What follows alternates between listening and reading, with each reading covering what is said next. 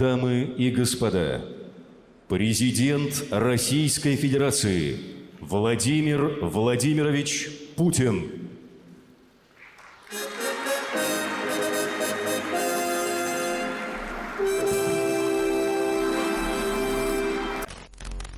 The more things change, the more things stay the same. Take, for example, the ongoing destruction of independent media and free discourse, which continues apace in Vladimir Putin's Russia, pandemic or no pandemic.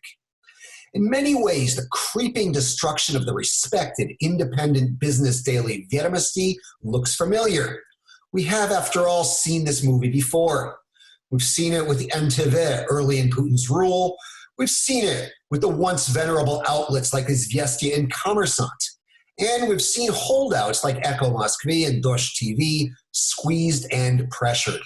But losing Vedomosti somehow feels even more devastating than these other cases, coming as it does in the midst of a global pandemic when independent and reliable information is even more essential than ever.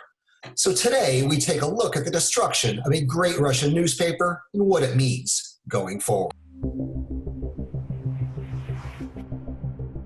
Hello from my condo in Adams Morgan in Washington, D.C., where I am observing federal and local self-isolation guidelines, and welcome to the Power Vertical podcast. My name is Brian Whitmore, director of the Russian program here at CEPA. And joining me from his home in Alexandria, Virginia, is former U.S. State Department official and veteran Kremlin watcher Donald Jensen, a senior fellow and editor-in-chief here at CEPA and a lecturer at Johns Hopkins University. Welcome, Don. Hi, Brian. Nice to be back. And also joining us from just down the street from me in lovely DuPont Circle, which is way cooler than Cleveland, Ohio, in my opinion, is Maria Snegovaya, an adjunct fellow here at CEPA and a postdoctoral fellow at Johns Hopkins University. Welcome, Maria. Thank you for having me, Brian. Thanks for being here. So here's my brief synopsis of where we are. Last month, the leading business daily Vedomosti was sold to a Kremlin-controlled business concern led by publisher Konstantin Zyadkov and businessman Alexei Golubovich. And shortly thereafter, Andrei Shamarov, who founded the pro-Kremlin magazine Expert, was named editor-in-chief. Last week, Vedomosti removed a column by the respected political analyst and scholar Konstantin Sonin, critical as Rosneft CEO and Putin crony Igor Sechin. Also last week, Shamarov banned polls from the independent Levada Center from being published, and also last week he banned any articles criticizing Putin's proposed constitutional amendments. The paper's reporters and editors are, however, fighting back with, and they did so yesterday, with a defiant editorial that I'm going to quote at length here. With this editorial, we would like to confirm that we cherish the values upon which Vedomosti's reputation is built, and we intend to continue defending them. If Vedomosti loses its reputation, it will become just another subservient and controlled media outlet, driven not by readers' needs for verified news and high-quality analysis, but by the interests and ambitions of its official and hidden owners. There are already enough media outlets like this in Russia. This would be a publication with the old storefront and logo, but with fundamentally different content. And today, I just noticed in the news before we went on the air that there's rumblings in the media that maybe this sale is not going to go through. And I thought maybe Maria, you can bring us up to speed on that. But Maria, you have long been a columnist at Vedomosti, and you work closely with the Levada Center, so this is all pretty personal to you. Any thoughts on this? Well, as you mentioned, Brian, it's essentially the same continuation of what we unfortunately observed in Russia for quite some time. And the just acceleration of the developments that have been there for a while. Just a reminder that Russia actually currently ranks on 149th place out of 180 countries in the world on media freedom. And again, we're just observing the destruction of the very few remaining independent publications, which is, of course, extremely painful to watch.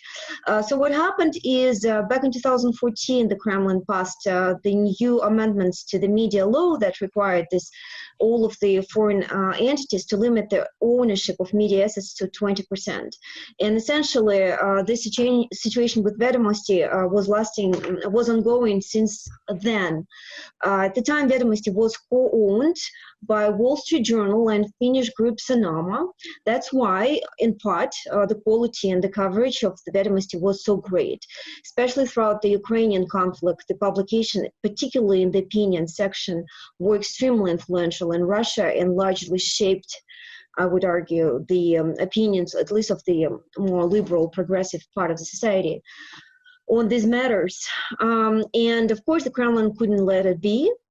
So as a result of these new amendments, Demyan Kudryavtsev, with his co-partners, purchased Vedomosti in 2015. Immediately, by the way, I think contributed to the erosion of the audience of the Vedomosti because he introduced the paywall. And a lot of people will no longer be able to access Vedomosti's publications. Now, that definitely eroded the stature, the importance of this publication for the rest of Russia. Unfortunately, and that's another kind of important reality in Russia, the middle class is very small, and most people just are not ready to pay for independent news. So the subscription model does not work for most of Russia's, at least printed media. The TV Rain, the independent TV, actually also works in subscription, and at least for TV, people are paying. But it's all the same people. I mean, all the same, 1,000 of people who belong to the media, to the middle class in Russia, they can't really sustain all of the media publications. So as a result of this paywall introduced by Demyan Kudryavtsev, Vedomosti lost a lot of followers already in late 2016. But Demyan Kudryavtsev was punished by the Kremlin nonetheless. He was left without his Russian citizenship in 2017. I actually had to, as we know now, re-sign, essentially transfer the Vedomosti ownership to his relatives. But apparently that wasn't enough. The Kremlin probably wouldn't leave his alone. Here I'm speculating since we don't know what happened, but eventually, just on March 11th this year, they announced the selling of Vedomosti to several people. One of them is the owner of Arbat Capital, who is known for his pro-Kremlin views. And the new editor, who was appointed, as you mentioned, Brian, definitely already has made a lot of steps that extremely openly demonstrate that the Vedomosti is now becoming essentially a very pro-Kremlin outlet. I have to point out that this demand not to publish Levada polls is completely ridiculous. Even pro-Kremlin outlets publish Levada polls. And also kind of indicates what are sensitive topics for the Kremlin are. If your one of the very few first moves once you become an owner is to ban any discussion of the Kremlin's nullification of terms, the constitutional amendments, right? Essentially, it says that this is where it actually demonstrates where your shaky grounds are, which is what you're sensitive about. So it essentially also exposes us that the Kremlin feels very vulnerable about these constitutional amendments. I don't know if that's the impression that they wanted to deliver. And ultimately, the last thing I wanted to mention is I'm actually quite impressed by the standing of my former Vedomosti colleagues, that they don't just, surrender the grounds, they actually fight back. They published this very brilliant and very bold, courageous op-ed that you mentioned, Brian, that shows that they will be fighting back. They will not just accept the destruction of whatever is left of Vedomosti. And do we see the rest of the civil society in Russia backing them? Unfortunately not, at least not yet. The only person who publicly speaks up in defense of Vedomosti as of now is Navalny, Alexei Navalny, who's apparently the only person in Russia who is able to do at least some fight, some resistance. So he's been backing them up, even if in the past he was actually very critical of the coverage, because Vedomosti, as I mentioned before, and even under Demyan Kudryavtsev have actually been slightly becoming less less open and less straightforward in the coverage. But as of now, unfortunately, we do not see other media outlets, even independent media outlets, getting together, uniting in order to back up Vedomosti, and that's a very sad story. I'm still hoping that maybe they will awaken. Of course, they're distracted by the whole coronavirus situation and all that other news, and honestly, frankly, there's hardly anyone left in Russia at this point in the independent media in the first place. But overall, to me, one of the most heartbreaking parts of the story is, of course, the fact that we do not see the journalist community uniformly standing up at this moment to support Vedomosti, and it's very, very sad. Yeah, no, I would agree with that. I mean, I've been looking around for support for Vedomosti and other outlets, and I was looking like, I would think I'd see something in Ежедневный or in TV, in Dosh TV, or Republic.ru or some of the other, but I haven't seen much. But what I did see was an article in Medusa today that says the sale of Vedomosti is apparently in jeopardy. On April 22nd, which would have been Wednesday, one of the newspaper's supposed new buyers, Bot Capital, informed Vedomosti's publisher that he might withdraw from the deal. The stumbling block appears to be the newspaper's new acting editor-in-chief, Andrei Shamatov, whose abrasive personality and censorship in certain political coverage have surrounded Vedomosti in controversy. Although the article does point out that Shamatov is, in fact, the Putin administration's candidate. So there has been, after that editorial, there at least seems to be some indication that perhaps the sale how do you read this, Maria? Because I'm not sure how to read this. If the Kremlin wants to shut this thing down by hook or by crook, they're going to do it. And I'm curious how you read that. I think it's a little bit early. So first of all, I'm glad that this is happening. That's definitely this positive development, right? So at least maybe the reluctance of the Vedomosti journalists to accept the new terms has contributed to that. Maybe the fact that Vedomosti is indeed in a very bad standing. The paywall that has been introduced in December 2016, as I mentioned, actually decreased the audience of the outlet by many people.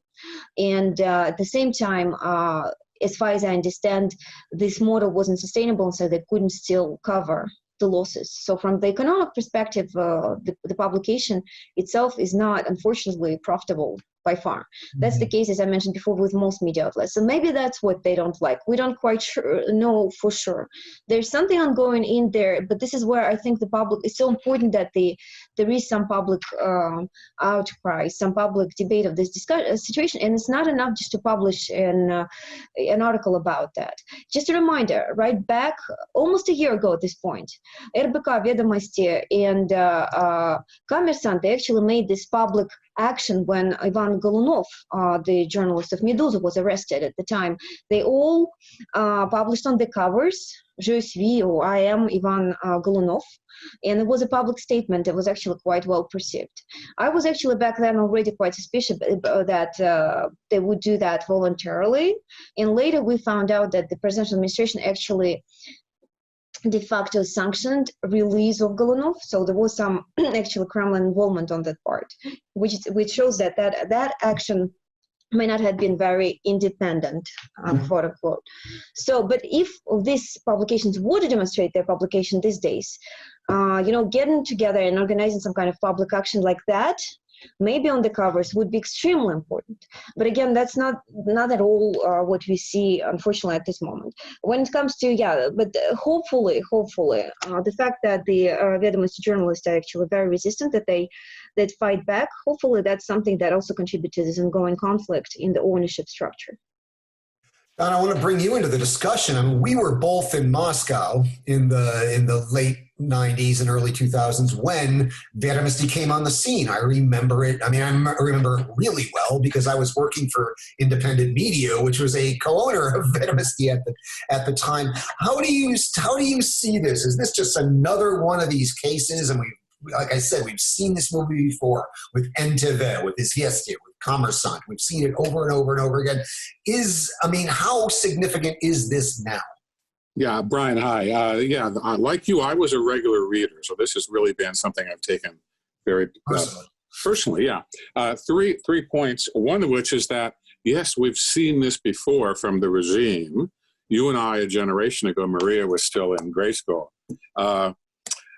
But this is how it behaves. And, you know, I tracked Russian money and media very closely at the time, and you and I did in Prague later. And this is how they behave. We've seen this before, so in some ways it's not a surprise. The question is really, to me, why they haven't done this before. But I agree with what Maria said. My second point would be the old cliche that they're not letting a crisis, even how hurtful it might be for them, go to waste. And this, I think I saw this week as part of that arsenal of weapons they can now use, along with the high-tech surveillance and that kind of thing, which is going to remain, I think, whenever the coronavirus pandemic fades. And third is something I think you said, Brian. I think it shows the sensitivity, or maybe Maria, the sensitivity of the regime. Sensitivity for what reason is a good question to ask, and we can debate that. But they're more sensitive than they were in the past, say, a year or two, I think partly because they feel more vulnerable now, and they're not really sure how this is going to play out. Yeah, no, we all kind of have a personal connection to this. I actually remember sitting in the Starlight Diner in Moscow. Oh, yeah. I was a political columnist for the Moscow Times at the time. I forget if it was late 99, early 2000, right around that time. And I remember sitting with Dirk Sauer, who was the publisher of the Moscow Times, and Leonid Bershitsky, who was the founding editor of Vedomosti, and in an earlier incarnation of this podcast back in its RFE days, Lonia was a periodic guest on this podcast, and I remember that this whole project coming to be. And I remember the Moscow Times in those days, it was a daily English language newspaper that took its journalism seriously, broke some big stories. Yeah, I agree. And Vedomosti, I was like, God, there were different attempts to get this into the Russian language. There was an earlier attempt called Kapital, which was a business daily that was kind of put out by the Moscow Times. But Vedomosti was when it seemed that effort to get that Western-style journalism into the Russian language on a daily basis in that partnership with the Wall Street Journal. I remember when that started, and it was just, God, you think, God, that was such a different time. I was very, very, very early in the Putin time. Putin had just been appointed prime minister and was not quite yet president, but that was clearly on the rise.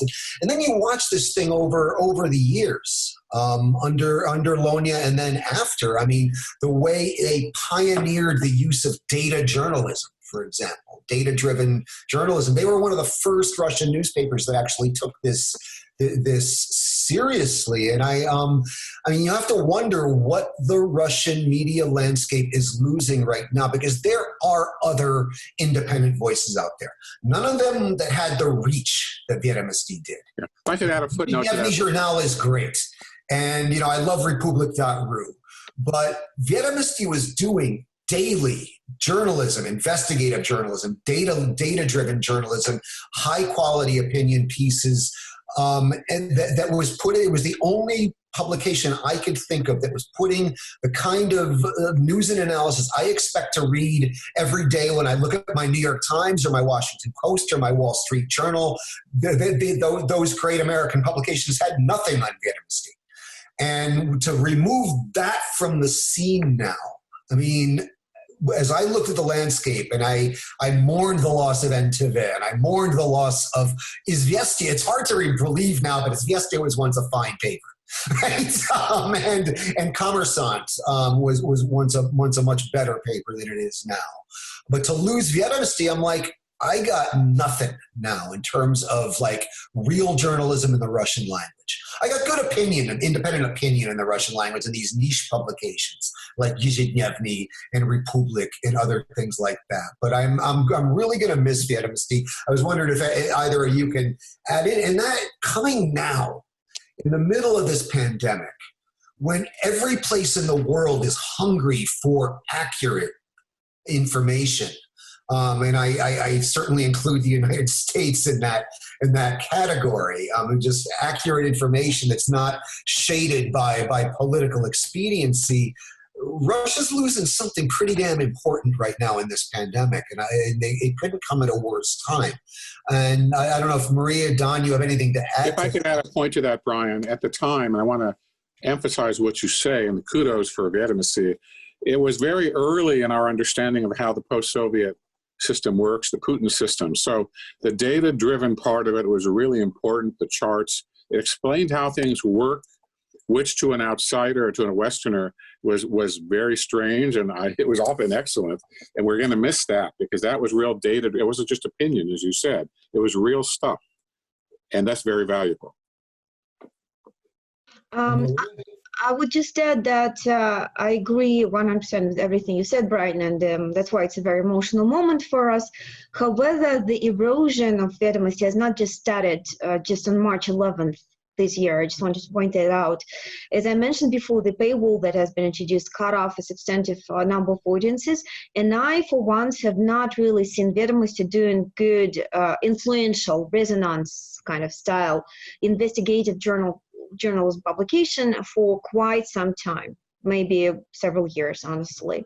So we're right now witnessing, I don't know, it may or may not have been a purposeful two-way approach, where first you just cut off the audience so people slowly forget about such media, and then you just kill them altogether when nobody's really paying attention in the midst of the pandemic, and also, frankly, because most people at this point are not following Vedomosti as closely as they used to. And honestly, I don't know, to me it's a big question if Demyan Kudryavtsev is to blame for that, if that was intentional or there was just a natural, progression of trying to, make work a publication that's not bringing money back. So to me, it's a big question, but I think the erosion has not just started today. It's been a longer term process. The question for me is if it was an intentional approach or not. And once again, I just cannot overemphasize the fact that there is still a chance for the Russian public to have a say in this dynamic these days, where they actually already have an example of getting united last year in support of Ivan Golunov. I don't understand why they're not doing it right now, and to me it's a big puzzle. Actually, I even posted about it, and some commentators, also great journalists, actually suggested that maybe Vedomosti is sort of such a great high-quality publication that other journalists don't feel like even backing it, because it's like so much, they don't associate, they don't kind of relates to it substantively.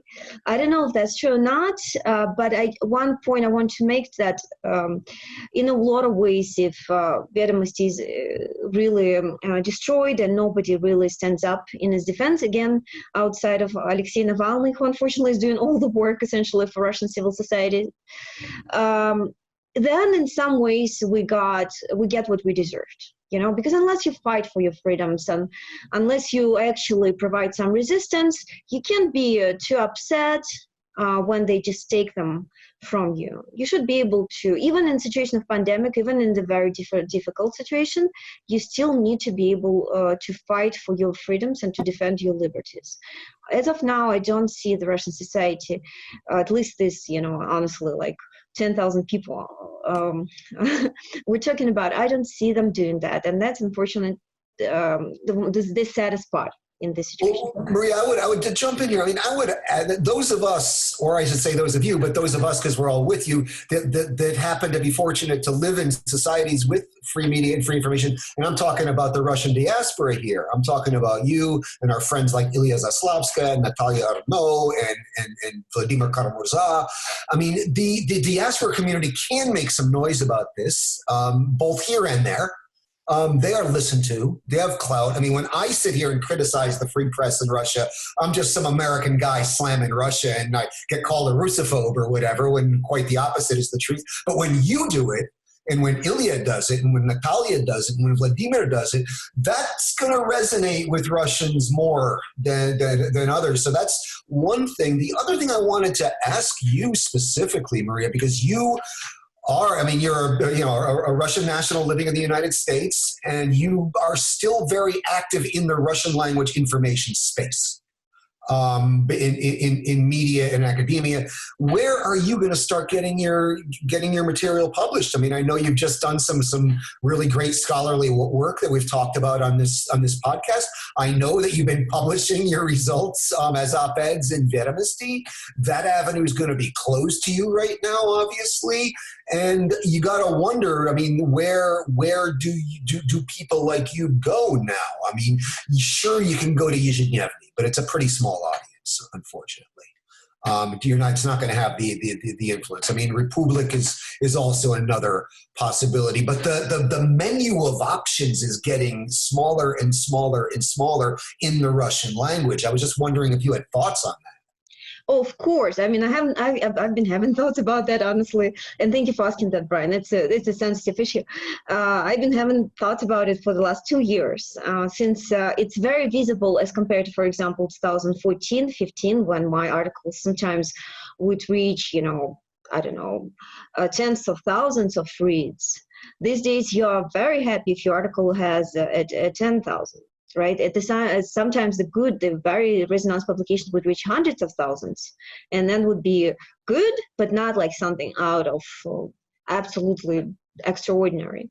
These days, as I said, 10,000 reads is already a good thing. It actually shows us how bad things are in the print media. However, I have to say that there's also at least partly a function of the changing media landscape. Where in Russia, for example, a lot of journalists, they switch to YouTube, to video formats. So there, for example, Yuri Dut is extremely popular these days. He actually, or Navalny, or other Romanian journalists, they actually reach sometimes even millions of views. So it's also at least in part a function of the changing media landscape. But overall, to answer your question, I'm always reluctant to answer the question whether do you go, because I don't want to. If you tell us, then maybe some Kremlin oligarch will buy that. Exactly. So I don't want to give security services any ideas, although they definitely know this, last surviving publications. And I have to say, among other things, that kudos to Alexei Venediktov, the editor-in-chief of the Echo of Moscow, who is one of the most shrewd, sophisticated media managers who is able to navigate this gray area between still allowing some independent voices to publish without entirely pissing off the Kremlin. He has reached, I think, at this point, a master level of navigating that. And in one way or another, editors of remaining outlets that sometimes publish independent voices, they actually have to do the same. They actually are very, very careful in what they say, who they communicate with, how they work with the Kremlin. And sometimes that actually allows them to survive. But of course, as I said, the audiences keep shrinking. They keep being dispersed. Somewhat as some kind of substitute, there's more and more smaller internet publications emerging. But that, of course, spreads the audience, and so you are not able to reach out to as many people as you'd like to. So that's the reality. So it is gloomy, but it's not hopeless. And we're going to have to adjust to whatever, is given to us. Unfortunately, we are not the ones who are setting rules at this point. And just to follow up on what you said earlier about the professional, the quality of Vedomosti, it's very sad to lose it as a brand, precisely because, we commonly, at least not us, because we understand Russia, I think, a little bit more in a more nuanced way. But some analysts say that Russians don't need it. Like, Russians don't need independent journalism. They don't really care. They support Putin and whatnot. And the existence of independent and quality outlets like Vedomosti is very important, because it shows us that those are false statements. That once you get a very professional, great quality publication, you actually have huge demands for it. As I said, hundreds of thousands of views per single article. When I was an opinion writer, at the peak of it, you could literally almost touch this demand for knowledge that people had. And it's important to remember that it is there in Russia, no matter how well the Kremlin tries to hide it.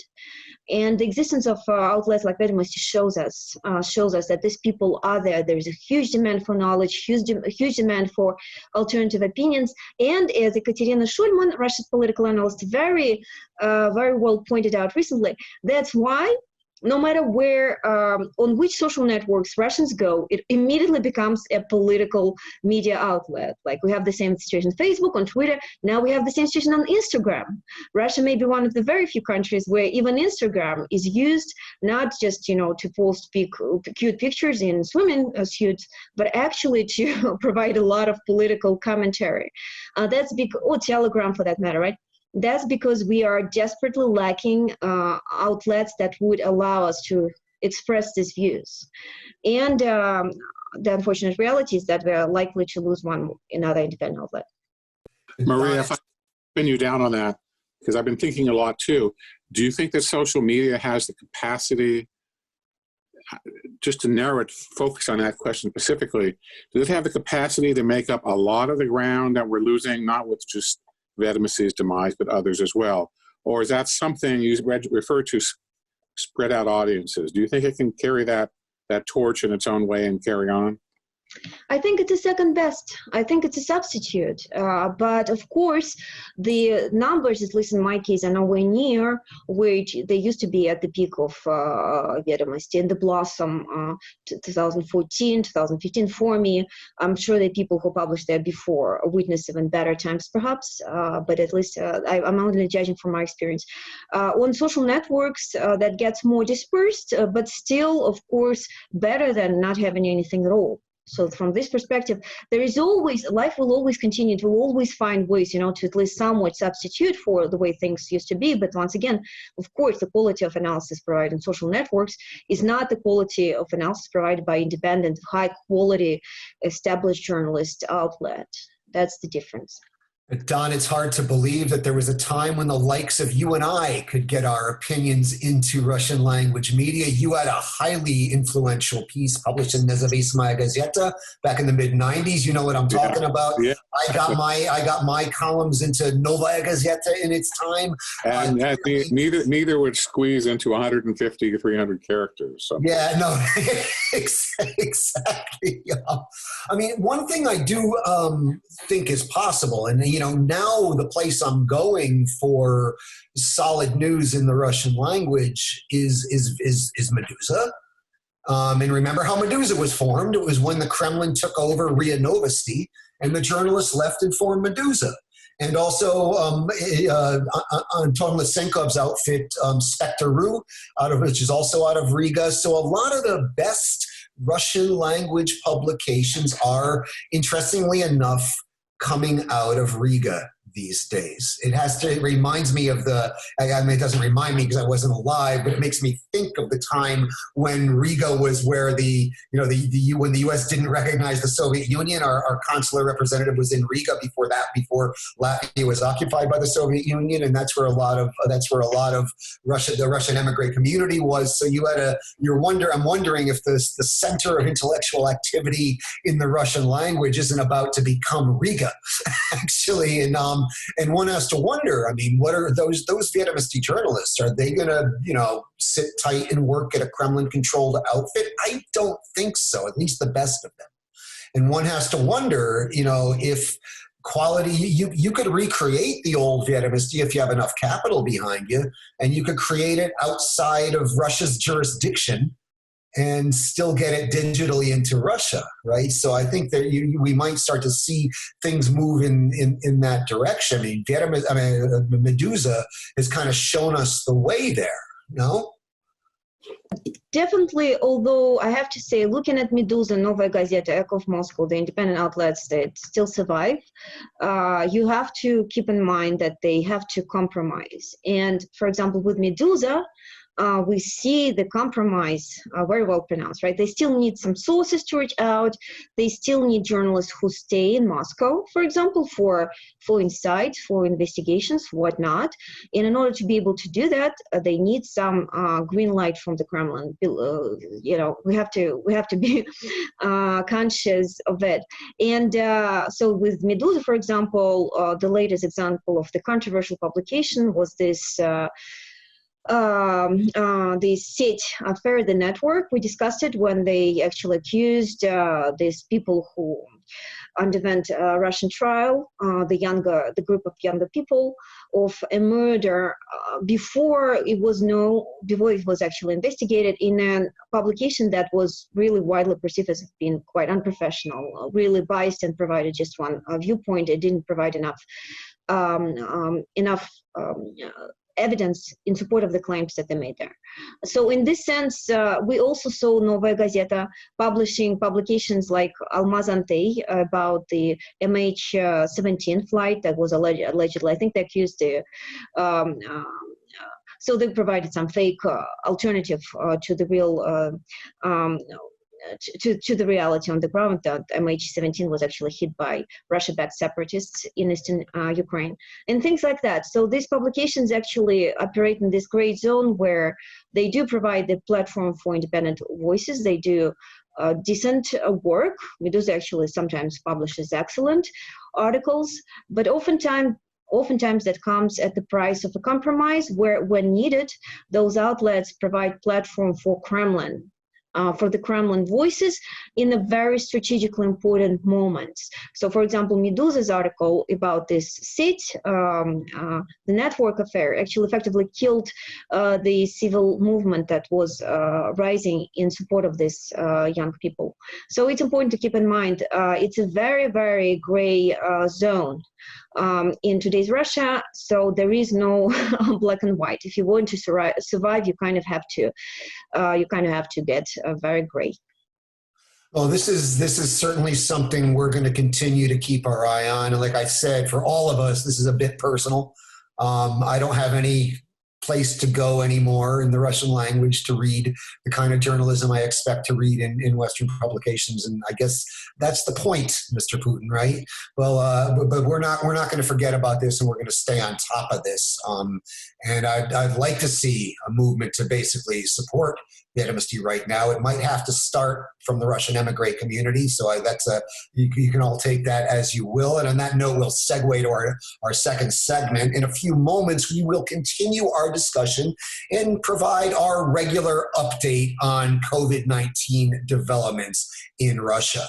I'd like to remind you are listening to the Power Vertical podcast. My name is Brian Whitmore, director of the Russia program here at CEPA. Joining me from his home in Alexandria, Virginia, is former U.S. State Department official and veteran Kremlin watcher Donald Jensen, a senior fellow and editor-in-chief here at CEPA and a lecturer at Johns Hopkins University. Also joining us right down the street from me in DuPont Circle is Maria Snegovaya, an adjunct fellow at CEPA and a postdoctoral fellow at Johns Hopkins University. I'd also like to remind you, you can subscribe to the Power Vertical podcast on iTunes. You can read the Power Vertical blog and watch the vertical video at cepa.org, and you can follow us on the Twitter at Power Vertical.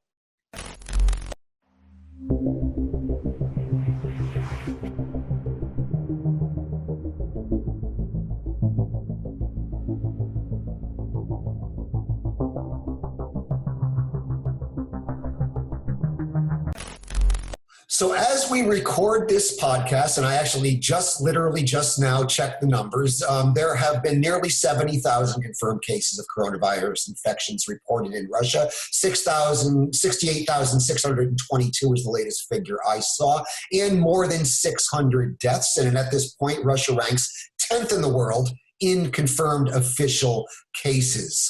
Those figures, of course, are subject to change because the situation is, needless to say, very fluid. A few data points that caught my eye this week. We don't have to stick to these in our discussion, but these are just a couple that caught my eye. Russia's Supreme Court has ruled that it is illegal to discuss fake news about the deadly coronavirus pandemic in public, in addition to publishing it. Now, what is fake news is, of course, in the eye of the beholder. But this is very interesting. The Supreme Court's ruled, the Russian Supreme Court's ruled, it's illegal to discuss fake news in public. So I guess we might be we're violating Russian law right now, because presumably somebody might listen to this in Russia. But proudly take that as you will. Russia has also quarantined thousands of soldiers who took part in rehearsals for the Victory Day parade that's since been canceled. And those rehearsals appear, according to the photos and videos I've seen, to flout physical distancing guidelines, to say the least. 15,000 soldiers. That is quite, and you got to wonder what kind of a cluster that's going to turn into.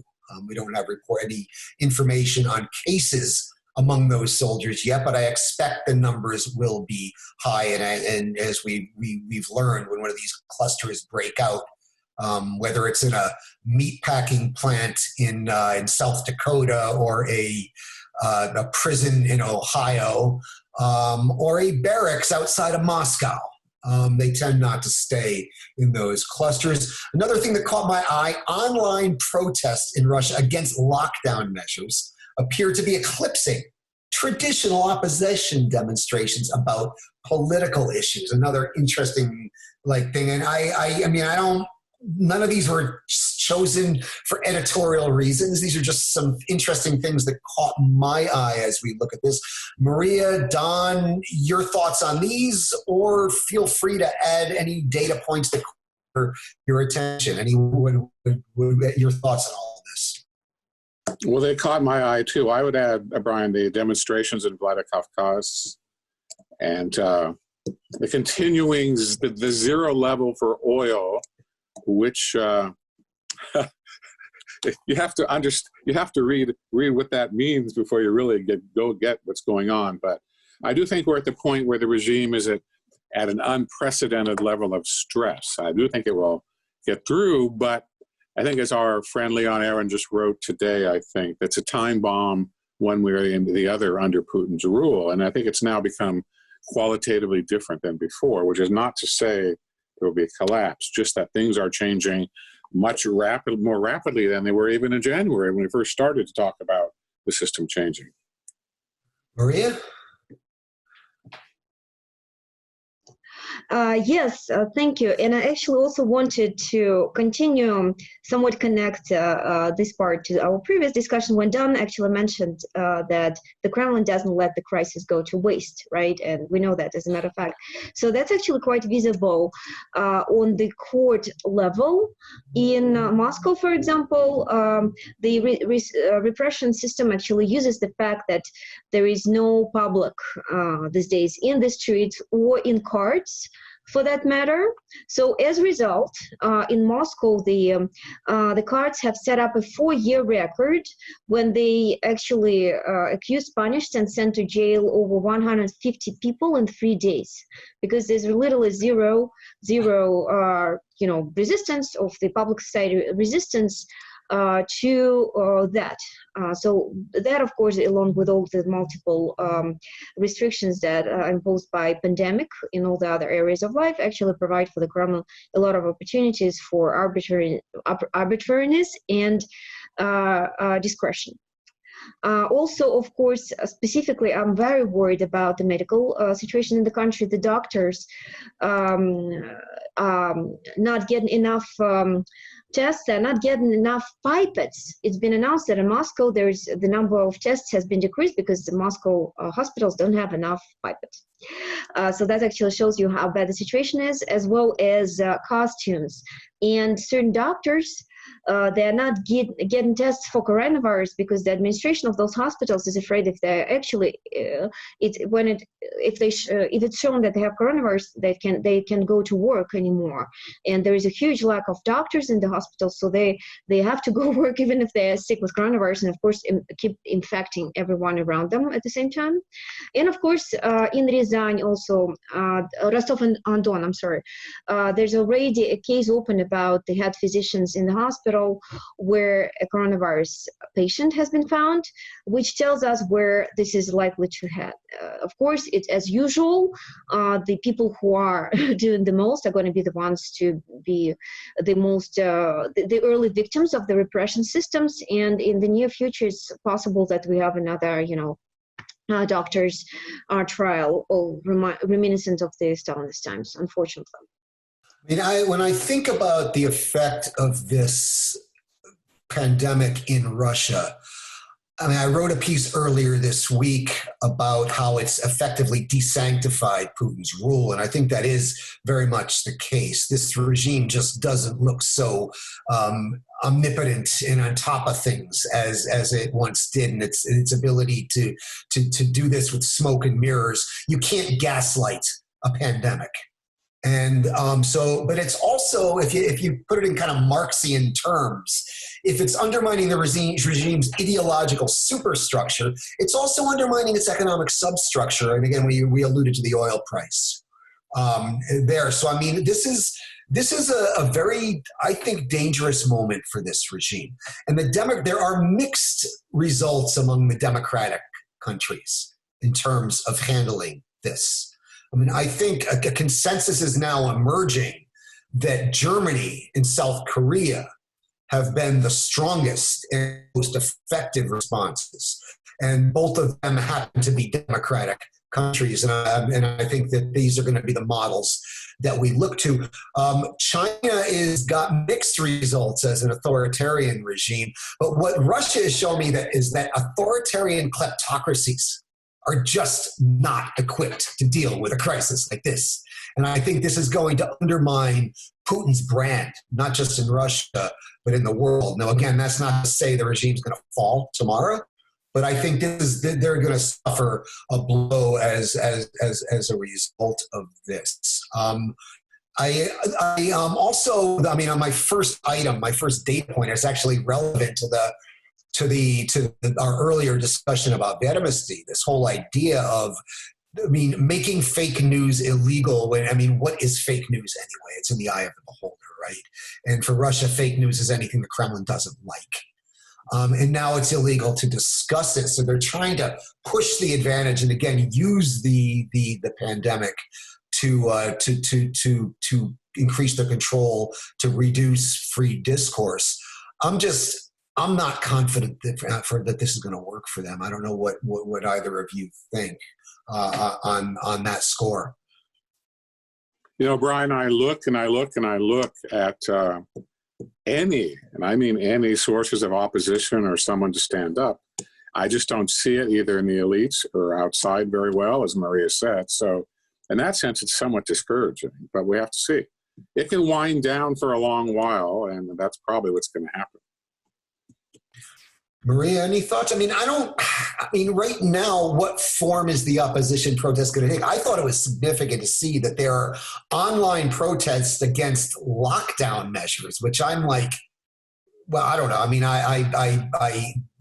kind of not really in favor. I'm in favor of everybody expressing their free speech rights under the First Amendment in the U.S., but I just think these protests against stay-at-home orders, these are the things that are basically saving us right now, are a bit misguided, and I think the same is true in Russia. I wouldn't mind seeing online protests about, the lack of democracy and free speech, or maybe in support of Vedomosti, for example, just saying, but we're seeing it in terms of lockdown. Maria, how do you read this? You're a student of the kind of Russian opposition in a lot of ways. We see an environment where the opposition is really quiet. Even Navalny, he's less quiet than others, but it's, in terms of by Navalny standards, he's relatively quiet. But yet we see online protests against lockdown measures that are basically public health measures that are happening. This is where Russia's in line with what everybody in the world is doing. And the most hilarious news, I think it came yesterday when one of the Russian deputies suggested we also regulate the online protests, which I would love to see how they're going to do. But very Russian response, of course, like try to regulate everything and repress everything, even if it's literally virtual. But I actually don't necessarily agree that Navalny is silent. As a matter of fact, he pushed forward this petition on Change.org they're collecting signatures that would provide the more state support for the vulnerable businesses and the population groups. But where it bothers me a little bit that he also pushes this initiative to introduce the emergency situation in Russia, where people are, like myself, for example, are a little bit divided. So the argument of Navalny and his supporters is that we are de facto already in an emergency situation where similar restrictions are introduced, but emergency situation also legally forces the state to provide assistance to those groups that are hurt by this pandemic, while in the current situation, without this emergency situation formally being imposed, there is the downside. All the restrictions are there, but there is no carrots. So there's all the sticks, but there's no carrots that would actually provide support to population and the small and medium businesses that are extremely, of course, hit by this current situation. And this is where the debate is focused in the among the Russian opposition groups, because people like myself, for example, we are very wary about the Kremlin receiving even more functions. Even the word "zachiniche положение" in Russian is a frightening phrase, right? Exactly. So that's because it provides actually extraordinary power to the Kremlin, where, of course, you're absolutely certain the Kremlin is going to misuse it. While, again, because of the way the rule of law functions in Russia, it's very, it's not a given that they will be doing what they're supposed to be doing and providing carrots to these population groups. But the key focus of the whole situation in Russia is the fact that, as I said, the Kremlin imposed a lot of restrictions, so all of the sticks are in place, and they mimic the European or the American restrictions that, in fact, are actually tougher than in the United States, because people can't go out in the streets. If you wanted to run in the park, you could not. You can only work like not further with your dog, or your dog can walk you out. In fact, there's a lot of jokes about that in Russia. Is it only dogs, or is it any pet? No, that's only dogs. That's the problem. I've heard so the cat owners are people walking their fish. Oh, yeah. Or you can just pretend you just lost a dog and keep looking for it. That's another. It's another idea that everybody has been discussing. But unfortunately, cat owners losing out this battle. Like the dog owners have really won at this point because of these restrictions. And you can't go really further than, even if you have a dog and you're lucky enough to be able to walk it outside, you can't go further away from your building than 100 meters. That's in Moscow and St. Petersburg. I think it varies from region to region, but essentially gives you the idea how tough it is. And yet, there is no carrots. As I mentioned, like there's no benefits, there's no support for people who lost their jobs, who can no longer go to work, or businesses who lost the revenues, and they're going to effectively die out. That's very different. This is where, by the way, we see the authoritarian nature of the regime, right? Because unlike democracies, the regime is not concerned about backing the population. The support is provided to state-owned enterprises and the so-called quote-unquote system enterprises, systemic enterprises that are important for the economy, where, of course, as you may suspect, Putin's friends, businesses are overwhelmingly represented. And in the latest historical development, it was also found out that one of the gambling companies has actually, Belarus Ltd, that actually belongs to an offshore, has also joined the list. So gambling is one of the most systemic. Essential business in Russia? Well, yeah. Essential. I'm curious, Maria, if you've seen the most recent, and if there are even good figures from Levada on, like, how people view the way the regime is handling coronavirus. Are there good numbers on that right now? So everyone is waiting for the new wave of Putin's approval that hopefully is going to come out next week by Levada. Until then, there was some earlier data that did show some actually boost for Putin early on when the whole situation was first imposed. But at the same time, there's also a contradictory trend where it actually gives you a longer-term continuation of the longer-term erosion of his approval. So there is a lot of contradiction. I think, but that was again, early on, right after all of this started a month ago, so the data would not be reliable to assess the current situation, and so we are all waiting for the new data, but that's going to come out hopefully soon. And once again, I definitely agree with everything you said about how kleptocracies are the worst equipped. Absolute worst, yeah. Absolute worst equipped to handle this. But at the same time, the Russian society, and this is where we see that in these ongoing reports we're working on with Levada Center, for example, is extremely paternalistic, right? So it's, to your question, Brian, so why do people protest about these quarantine measures instead of protesting in support of Vedomosti, of civil liberties?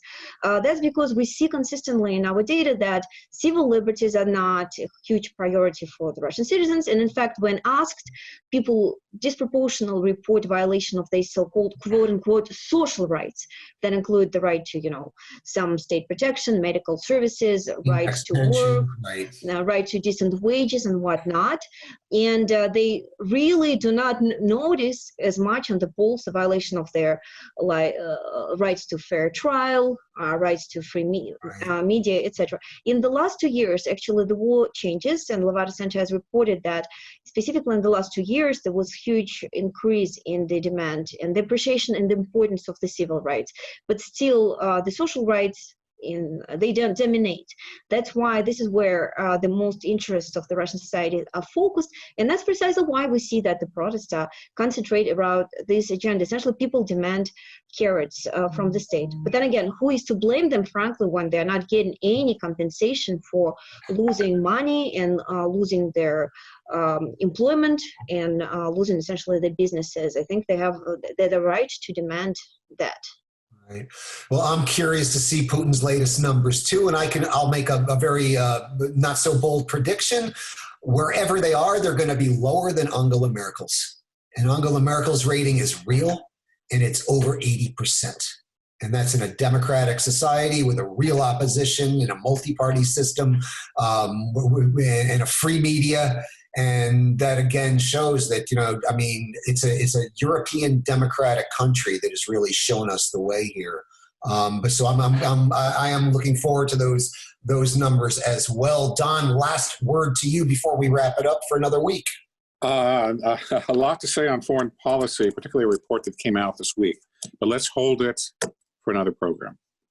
All right. Well, on that note, we shall wrap it up then. That's all we have time for today. I'd like to remind you, you have been listening to the Power Vertical Podcast. My name is Brian Whitmore, Director of the Russia program here at CEPA, and joining me from his home in Alexandria, Virginia, where I hear they have a lovely old town, unlike Arlington, has been former State Department official and veteran Kremlin watcher Donald Jensen, a senior fellow and editor-in-chief here at CEPA and a lecturer at Johns Hopkins University.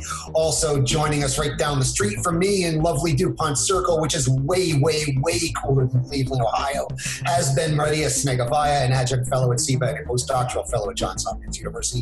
Thank you both for an enlightening discussion. Thank you, guys. I'd also like to thank our producer, Michal Harmata, for keeping all the lights socially distanced and all the complicated machines well-oiled, sanitized, and in working order throughout our discussion. I'd also like to remind you can subscribe to the Power Vertical Podcast on iTunes. You can read the Power Vertical blog and watch the Vertical video at CEPA.org. And you can follow us on the Twitter at Power Vertical. Stay safe, everybody. Keep washing your hands. Don't touch your face. Observe social distancing. We'll get through this. Join us again next week. And now, as always, I leave you with something other than the ambient sounds of my favorite socially conscious Russian rapper, Noise MC.